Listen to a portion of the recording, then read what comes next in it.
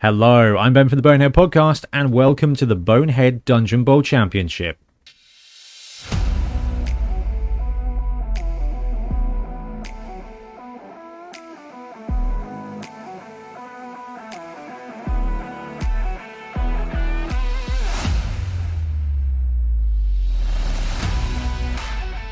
Dungeon Bowl takes the carnage of Blood Bowl and places it underground in a dungeon. The two teams will face off against each other. They will have to work their way around treasure chests filled with bombs, wizards filled with fireballs, and basically teleporters and all kinds of dungeon nasties and the opposing team. Now, the first team to find the ball and score is going to be the winner. Now, we've got all 8 colleges of magic in this season. They're going to be playing off against each other. It is a single elimination situation here. So one loss and you are done. So these teams are going to play across 7 games to find our very first Dungeon Bowl Championship champion. Which brings us to our Match 1 preview. So every week on the Monday, we will drop a match preview, and it's going to be looking ahead at the game coming up this weekend. Now, the game will go live on a Saturday for our Patreons, and it will go live on Sunday for everybody else. That is important because we will have a viewer championship for this season as well. Now, this game, our inaugural game, is going to be between 2 very lauded colleges of magic. We've got the College of Beasts, which can run 3 Minotaurs. Spoiler alert, ours is not running 3 Minotaurs. It's not running any Minotaurs at all. Bloodspawn with Horns is kind of a Minotaur, but it's got 2 Croxagores instead, which I think is a pretty reasonable kind of bounce around. Now, the Beasts is a violent college, and it's going to be facing off against another violent college, the College of Blitzers and Blockers, which is that of the Metal College itself. So we've got 2 heavy-hitting colleges going to be playing off against each other, and naturally I am very excited for the bloodbath. So this video, we're going to have a look at the teams, we're going to have a look at their rosters, we're going to have a look at the coaches, most importantly, have a talk about the matchup and the map, and then of course go through the viewer championship.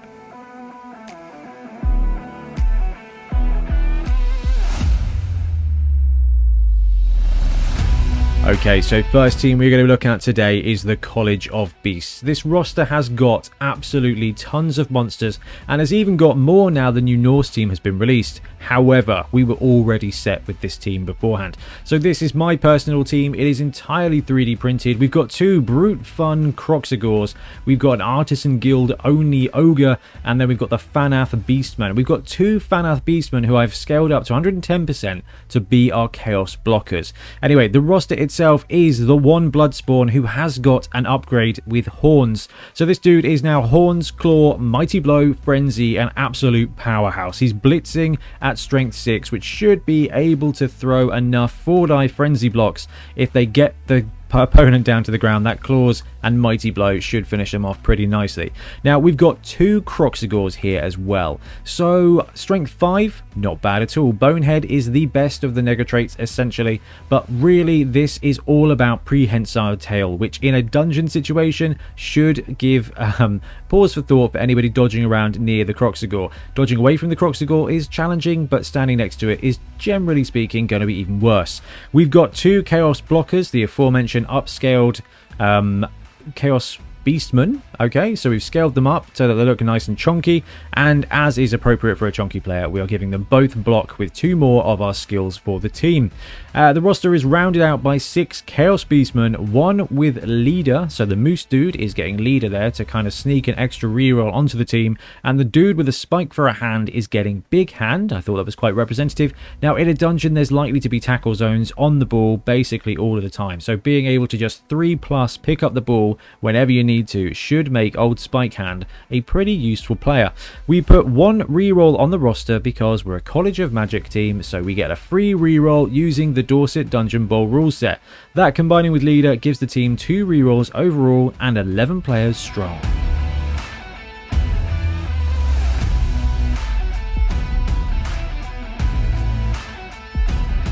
And over to the College of Metal. This is a beautiful team painted and put together by Milton, who will be running them on the show. Spoiler alert. We've got 4 human blitzers here. One of them has been given jump up. The thought here is that these blitzers are going to spend a little bit of time being knocked about, so actually the ability to still get up and move 7 is going to be absolutely huge. We've got 3 Black Orcs. I've called them Black Orc Brawlers, but that's basically what they do. They've all got guard, so Milton has got 3 strength 4 brawler grab guard pieces. They should be able to work in concert with the blitzers there and their block skill to get some pretty hefty blocks. Now, in lieu of a big guy, this team is running a Bloodseeker. Now, the Bloodseeker has got the last skill on the team and has taken block. So we've got a strength 4 frenzy piece here. Now with block, we've got 3 Black Orc Brawlers with guard. So the Bloodseeker should hopefully have enough friends to make sure that he's maintaining that 2-die frenzy block. That's what we call a 4-die block. That's going to cause a ton of grief and damage. We've got 4 Goblin Bruisers on the roster as well. Now that stunty 3+ dodge ability is going to be invaluable here in the confines of the corridors. Tackle zones, I care not. It's 3+ all the way. Now we're going to have to watch out for the Croxigor's tail for that. 3 rerolls for this team as well. So 3 rerolls and 12 dudes. The College of Metal is here to play. Okay, so we've had a look at both the teams. Milton built the College of Metal team here to run a Dorset Dungeon Bowl, then changed his mind and built a Heavens team as well. So we'll be running both of those on the show. In fact, if you watched the preview, you would have already had a look at a quick sneaky peek at the miniatures there. So Milton is going to join us today and run the College of Metal against me, running the College of Beasts. Now, Milton's been on the show a ton of times. I think he's been on every season of our show, plays a ton of Blood Bowl. Now, hasn't played in Dorset Dungeon Bowl just yet, but have got some practice games in there with these teams.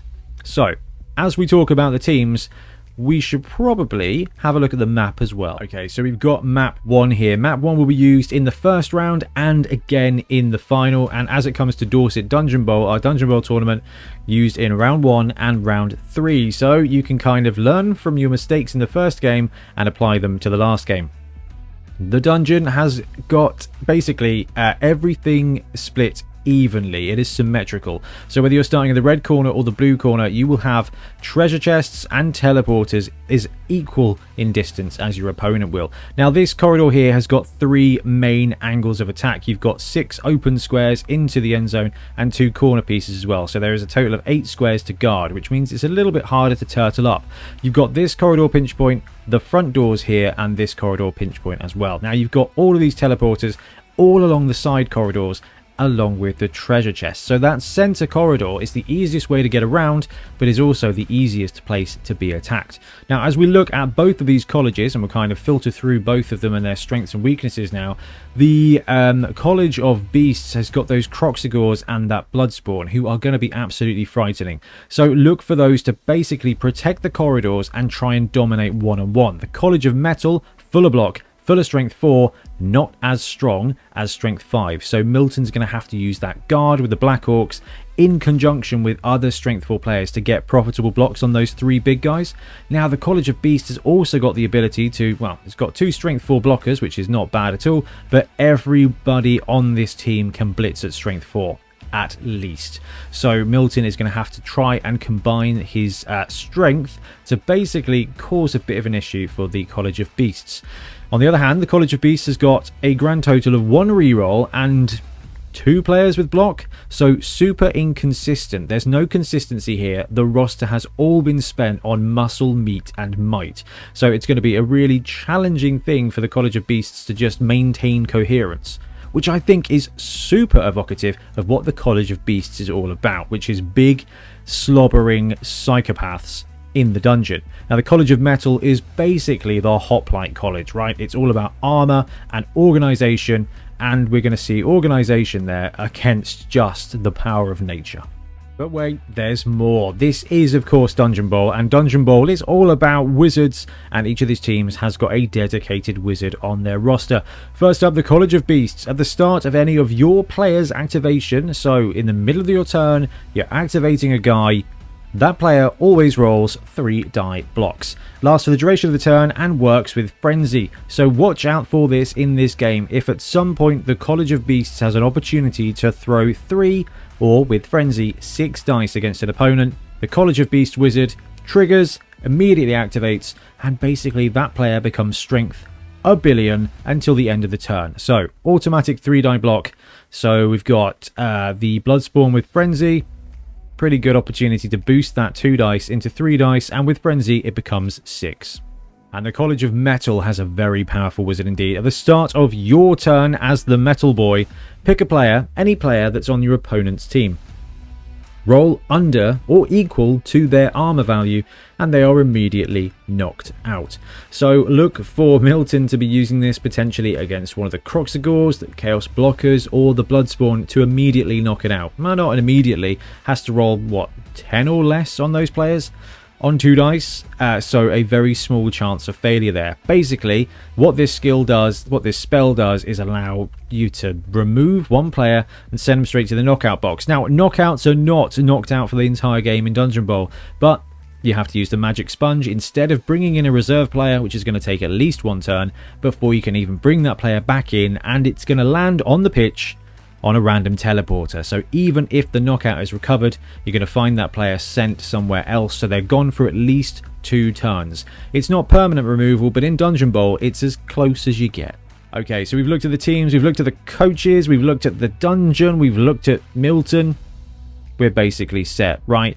Beast versus Metal is a massive strength setup. Metal here has the advantage in skills in the way of block in guard, basically, and has that cheeky stunty edge when it comes to goblins. But Beasts has the Bloodspawn and 2 Croxagores and 2 strength 4 Chaos Blockers and Beastmen. This is a very cool matchup. I love both these teams. I'm really glad we drew them against each other because it's a great way to ground and pound, I guess, in the dungeon. Anyway, before we move on and finish up the video, I just wanted to say we are doing a viewer championship this time around as well. Now, there's not that much to go on when it comes to Dungeon Bowl, so we're simply going for wins. So in this video here, put your comment. Tell us who you think is going to win this game. Will it be Beasts or will it be Metal? And you will get a point if you get it right. We'll keep a track every week to see who's getting the most points. And I think the top 20 or top 24 players will win some Bonehead Championship loot, which is pretty cool as well. Anyway, for now, I'm going to wrap up. Thank you very much for watching. We'll be back soon with more Blood Bowl content. Happy blocking. Thanks very much for watching. We really appreciate your support. If you want to help support the channel even further, please like and subscribe, or come join us on our Patreon. We have early access to content, we get loads of feedback from you guys, and we try and do competitions as much as we can. Or you can get yourself some Bonehead Podcast merch on our Spreadshirt site. So if you want to support a team, especially for the Bonehead Championship, you can pick up a shirt, a mug, things like that. It all helps support the channel and we really appreciate it. Anyway, links below. Thank you very much. Happy blocking.